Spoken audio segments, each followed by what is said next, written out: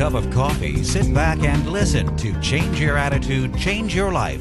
Change Your Attitude, Change Your Life features stories to inspire and motivate you. Live your best life now. Listen, learn, think, and decide. Change your attitude, change your life. Visit cyacyl.com.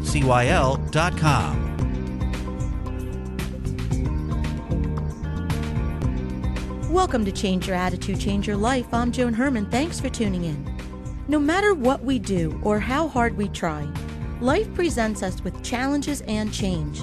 Sometimes we choose the path, and sometimes our path is chosen for us. For some of us, the life we thought we'd have is nothing like the life we live. And when something doesn't go our way, we tend to say that life isn't fair. Today's guest, Ken Druck, knows what it's like to end up on a totally different journey than what he planned. After the death of his daughter Jenna, Ken used that tragedy to discover how our worst pain can present an opportunity for spiritual deepening, renewal, discovery, and yes, even joy. Ken is one of the nation's pioneers in personal transformation. Since founding the Jenna Druck Center in 1996, Ken has become a lifeline for thousands of families who've suffered a loss. He's often called upon to assist in tragedies such as 9/11, Columbine, and Hurricane Katrina. Ken's appeared on national television networks including CNN and MSNBC. He's been featured on numerous radio shows and in publications including the New York Times, the Wall Street Journal, USA Today, and the Los Angeles Times. Ken's the author of the new book, The Real Rules of Life, Balancing Life's Terms with Your Own. Hey Ken, thanks so much for joining us today. So good to be with you, Joan. Ken, I know that back in 1996, your life took a different turn. It went in a direction that you could have never imagined. Tell us a little bit about what happened, and also tell us about your daughter, Jenna. You know, Joan, talking about Jenna is one of my favorite things in the world, so thank you so much for asking. Often it's, when we don't talk about, especially when a child has died and we don't talk about that child, it's like the elephant in the room. So thank you so much for asking. Well, Ken, just to interrupt for a moment, I actually lived through this. I was born 2 years after my brother passed away at the age of 14, and I lived with parents who experienced what you did. And one of the things my mother always taught everyone was to talk about the person. That person lived, that person was a part of your life, and you need to talk about that person. So it's a natural question for me. Yep, and we have choices as families to try to sweep it under the rug and pretend it didn't happen and bury our head in the sand and to not process our grief, or to process it and transform it into love. That's what grief is. It's the flip side of love. It's love that we feel we've lost. But the opportunity here is to discover it not three-dimensionally, but just to discover it more of in a spiritual realm. And that's what I've done with my daughter, Jenna. Jenna was having the adventure of a lifetime. She was on a study abroad program in India at age 21. She was a remarkable human being, and I don't just say that because I'm her dad, and all dads think that their daughters are remarkable, and they are, each in their own way, but Jenna was truly a leader in her own life and in the community and literally in the country, and had accomplished amazing things by age 21. And here she was studying abroad in India, calling me from every port that she had landed in on this semester at sea program. And she called me from India saying, "Dad, I can't believe I'm going to be on the Ganges River. We're going to watch the sun coming up and bodies being burned and babies being born, and where all the holy people go to die. And then we're going to go to the Taj Mahal, the symbol of eternal love. And I can't wait, and it's going to be so amazing." And she was writing in her journal, literally, about her life in the highest way. And the bus crashed, and 4 beautiful young women died in that accident. So I get to go through what most parents consider to be, or most people consider to be, the worst loss. I get the phone call at 10 o'clock at night. And, you can't begin to describe to anybody who hasn't been through a traumatic loss what it's really like. The closest I could come to would be to tell you that every cell in my being turned inside out. And you kind of feel like throwing up, but it's not from your stomach. You're turned inside out, literally, and you don't know it, but the reset button has been pushed on your life. So, Ken, when you experience something like that, how do you wake up the next day? You know what? Sometimes you are, there's this extraordinary wisdom that our bodies and minds have called shock and denial. And in the beginning, we are truly in a state of shock. And thank goodness we are, because it modulates the pain. It allows us to wake up, even if in a semi-coma. And the other thing is denial. And I know denial's got a bad rap, and it should if we're using it as our only way of coping or processing grief. But denial helps us survive. Again, we modulate the pain. We pretend, we play games in our mind, because to think about it and to grasp the enormity of what's happened, that my daughter I'm never going to see her again, I'm not going to get to live out the rest of my life with her, is overwhelming. It's almost too much.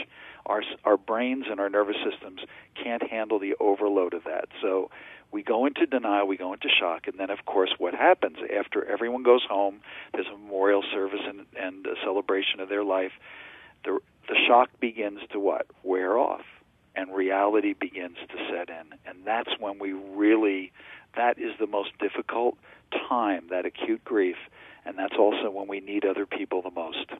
And our natural response at this point, I would imagine, would be to shut ourselves off and to close our heart, because we never want to go through that type of pain again. And you say that it's important for us to keep an open heart. So when we're naturally wanting to self-protect, how do we keep that open heart so we don't shut ourselves off from others? That's a great question, Joan. Part of it has to do with really, it's one of the real rules of life that we have to deal with things as they really are. Resisting them, fighting them, hiding, denying, repressing, avoiding, running away from, ultimately is an energy drain, and it prolongs our suffering. So for me, it was a matter of just surrendering. It was a matter of saying, you know what, nothing in my toolkit to cope is going to help me deal with this, to put a spin on it, to do a lot of the things that I've done in the past to help me cope. There's no way to cope with this. I'm standing in a moment of choiceless pain, and the best I can do is to surrender and understand that, to literally breathe one breath at a time, because that's as much as I can do right now, and to live to fight another day. And that surrender, strangely and paradoxically enough, is one of the core tools of our survival, because we are in survival mode in the very beginning after that kind of a loss. Well, and Ken, you're talking about surviving in survival mode, but with that comes something that's very harmful to us, and that's survival guilt.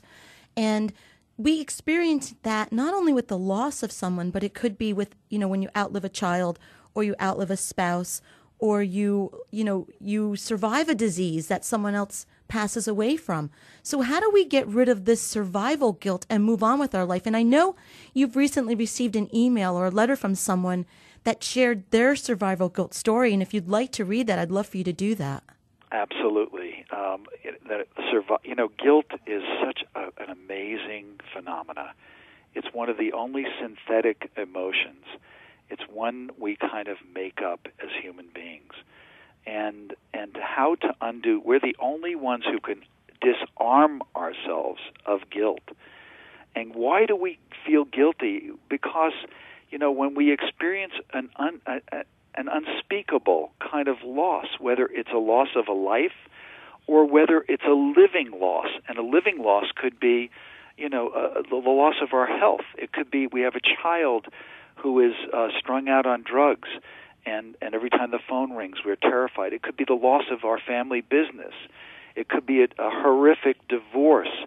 It could be anything. But what we do, we're scrambling. We're fighting to somehow wrap our minds around it. And what do? It's a natural psychological defense for us to do what? To try to undo what's been done, what we can undo.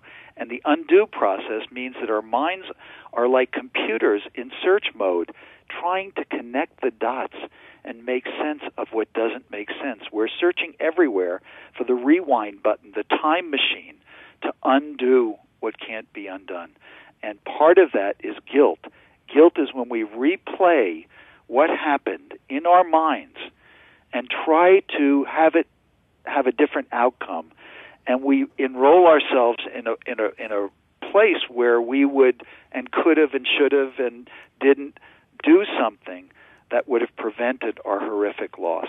So the email that you were talking about is that one I received literally minutes before getting on the radio with you, and I had gotten an email on my website from a mom that I had helped several years ago. Her daughter was killed by a hit-and-run driver, and she had just gone out. She had ordered my book on Amazon.com, and she wrote me, "Ken, reading your book is like having a conversation with you. I'm halfway through it now and find myself following your suggestion of skipping around and using it as a tool. But I realized one thing. I've been hiding from you. I've been hiding from my tragedy. I put it in a bubble because I felt guilty being happy again. Then I see you and I realize that it really did happen. She really is gone. And we really are happy again. Just in our new life, we're happy again. Does any of this make any sense to you, Ken? I'm so sorry for hiding." And she signs it, Love.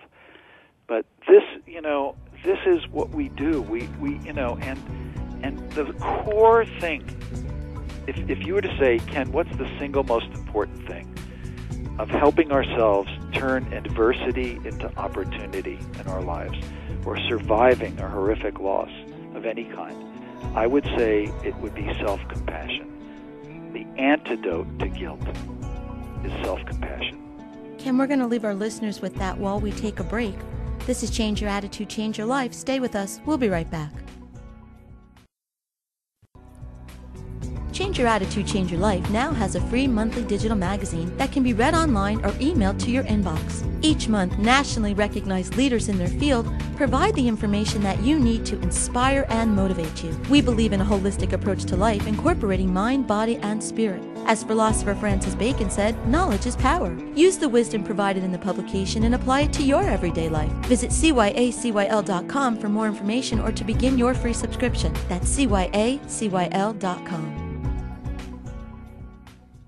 Welcome back to Change Your Attitude, Change Your Life. I'm Joan Herman, and our guest today is Ken Druck, personal transformation expert and author of the new book, The Real Rules of Life, Balancing Life's Terms with Your Own. Ken, before break, we were talking about survivor's guilt and some of the lessons that you've been able to acquire through your own personal tragedy. And you've written this book, The Real Rules of Life, Balancing Life's Terms with Your Own. And you talk about life's terms. What do you mean by that? Joan, we all have these beautiful blueprints, don't we? We have these dreams and visions for what we want our lives to be, for what we want our children's lives to be, our grandchildren. And we write this extraordinary script, and it has health and vitality, beauty and love and connectedness, faith. It has all these beautiful elements. And then what happens inevitably in all of our lives is that life speaks. Life has its own say. We try to make plans, and then life directs us. Life chooses, some path of life chooses us. And it could be a wonderful accident. It could be a surprise. It could be a miracle. Not that we have to win the lottery, but, we might turn the corner and meet the person of our dreams completely unexpectedly. And suddenly we're in a life where we have the companion we've always wanted, or the job we've always wanted and envisioned and dreamt of, or a career, or, vibrant health, and suddenly we're feeling more fit and vital than we ever. So it doesn't have to be a tragedy, but life speaks. How can we know? How can we look into the crystal ball and know exactly how life's going to unfold? So life has terms, and some of us make the mistake of unconsciously and unknowingly thinking we have a deal. If I do A, I'll get B and C and D, and I'll just stand. And then what happens? Suddenly, Plan A is over. Plan A doesn't make sense anymore. It wears out, or suddenly it comes to an abrupt ending, and we're at the verge of plan B. But how we respond, how resilient we are in that moment, how forgiving of ourselves we are in that moment, how patient and kind we are to ourselves in that moment will determine how we do with plan B, and it really defines our character. Ken, it seems like you're saying we have the majority of the people that have this perfect life planned out, the house with the 2.5 children, the dog, the picket fence, and so forth. And then you have these other people that are so cynical, and they live by the philosophy of no expectations, no disappointments. So how do you find that balance between having it all planned out, knowing what it's going to be, or not expecting anything? Where do we find that middle ground? Well, that middle ground is really understanding and balancing life's terms with our own. What are our own terms? We want wonderful things to happen, and we should fight for them. We should work hard for them. We should be fiercely determined to make our lives into what we want them to be, to have the relationship that we want and that we deserve. This is our birthright. But we need to do these things with humility. We need to do these things with flexibility, understanding that there are mid-course corrections and adjustments that are part of the program. Instead of acting like victims or being irate or arrogant or blaming God or blaming somebody, we need to understand this is the nature of life. We have to make these adjustments in the course of our lives. So take the risk. Put your heart on the line.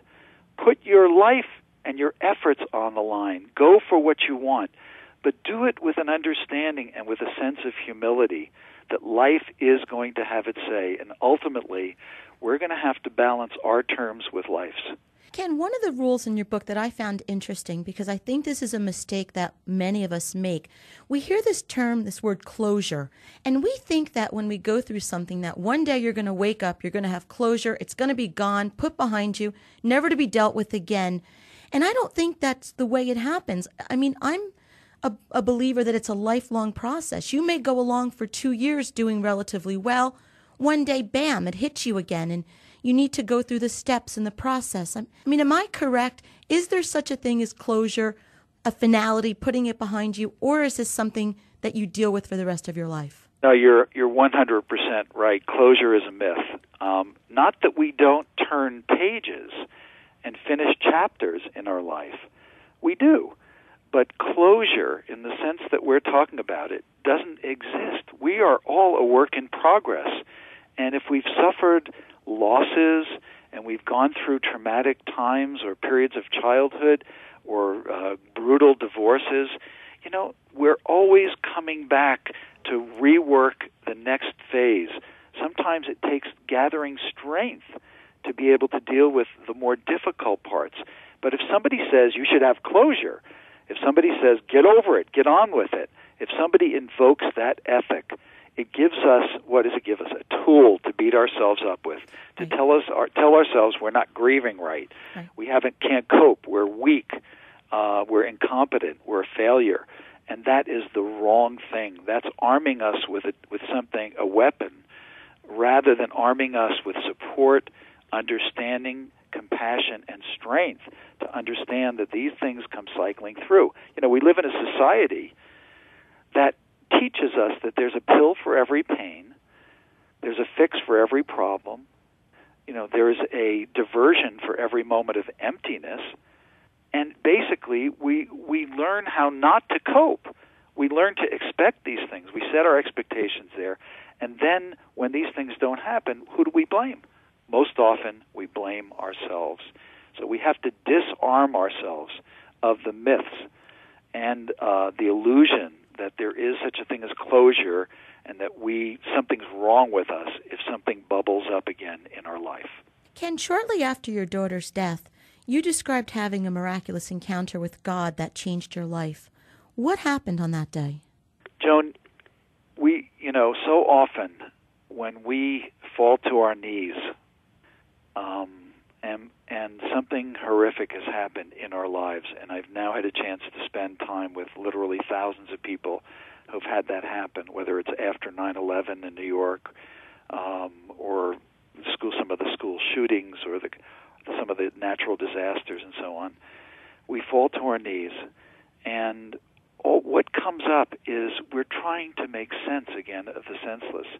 We're trying to connect the dots. And one of the first things that I did was I heard myself saying, how could God let this happen? Why was I saying that? Because on some unconscious level, I thought I had a deal. If I'm a good guy, if I do the right things, if I make a contribution to society, if I'm a good father and a good husband, then my kids will be protected. And somehow I thought I had a deal. I thought I had an exemption. I was immune from tragedy. So I, of course, blamed who and what. I was looking for what forces that are beyond my control allowed this to happen. And I blamed God. And it took me, and so many of us, when we're angry and we've been turned so inside out, we don't know what to believe or what's true anymore. Don't allow ourselves to get angry. And I gave myself permission to get angry with God. And I raged and railed, and finally, after literally an hour of railing and raging, I found myself saying, you know what, let's see how you like it. Let's take your child and see how you like it. And in the most blaming and disdainful voice, I said that to God. And right after I said it, I imagined a tear in the eye of God. I could feel God crying with me.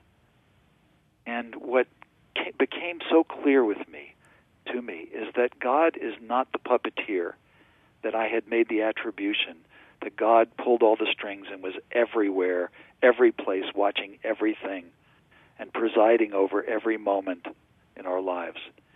And what I realized is that God is the force of love and good and compassion in the universe. And whether people believe, no matter what people believe, we all have to agree that there are forces at work in the universe that are much bigger than us, and forces we have to coexist with. And this was my way of beginning to make peace with those forces. Was that a turning point for you? It really was. It really was. And I began to deepen my understanding of all those forces in this universe that are bigger than me. And it humbled me. Because, the truth is, we don't really know. We get to bet our faith. Sometimes we act very certain and arrogant, and like we know and understand, and we've got we know what's completely real, and we figured life and death out, and what's next. And the truth is that we need to hold our unknowingness with humility. The book is The Real Rules of Life, Balancing Life's Terms with Your Own by Ken Druck. If you'd like more information about Ken and his work, you can visit his website, kendruck.com. And as always, you can visit our website, cyacyl.com. That stands for Change Your Attitude, Change Your Life. While on our site, listen to past shows as podcasts, read the digital magazine, sign up for our mailing list, take part in the book club, and be sure to follow the show on Facebook and Twitter. Ken, our time has gone by much too quickly today, so you are going to have to come back so we can continue the discussion. It would be an honor, Joan. It's been a pleasure to talk with you. And next time we talk, I want to talk about the concept of choicelessness. Can we do that? Absolutely. We'll set the date when we're done with this interview. Sounds great. The Real Rules of Life, Balancing Life's Terms with Your Own by Ken Druck. This is Change Your Attitude, Change Your Life. I'm Joan Herman. Thanks for tuning in.